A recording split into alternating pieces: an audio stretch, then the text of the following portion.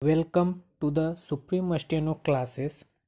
This series is a special for the skill of personal assistant of Arunachal Pradesh Staff Selection Board. I will provide you a dictation of 400 words in each videos of this series. So subscribe, like, share and comment for more dictation like this. Let's start. 5 second.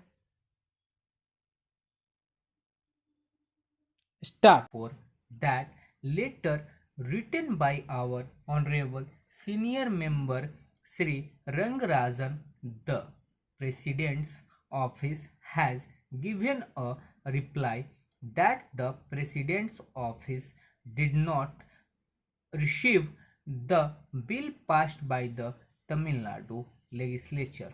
Now I want to raise this issue, and I would also like to draw the kind attention of the Parliament Affairs Minister to this, because this is concerning about the powers in jurisdiction of the central government and also the exclusive jurisdiction and domain of the honorable president. My humble submission would be my reading of article 52 and it is provisos which is very clear.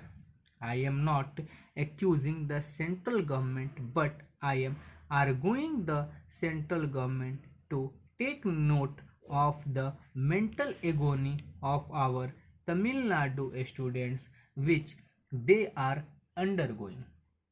Now, from the reply given by the Honorable President of India to our colleague Sri Rangarajan, it is very clear.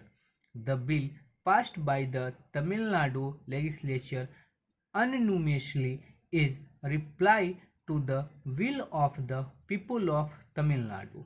The bill has been passed not without any legislative competency. The concurrent list empowers the Tamil Nadu legislature to pass a law on the subject of education. Though the Tamil Nadu legislature has the jurisdiction competency to pass a law which is included as one of the subjects in the concurrent list. Of course, that law now passed by Tamil Nadu Legislative Assembly is a rebuttal to the law passed by the Indian Parliament, namely the Indian Medical Council Act Section 10 under C. To resolve the repugnancy, there is a provision in the Constitution. It is unknown to anybody, but it is known to the central government. I request the central government and argue the central government to kindly go through it.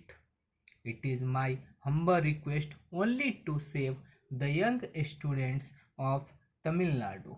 Last year, a bright young girl had committed suicide. It is attracted the attention of the whole world because she had secured more marks, but she did not secure marks in NEET. It is very sensitive matter and involves future of young students.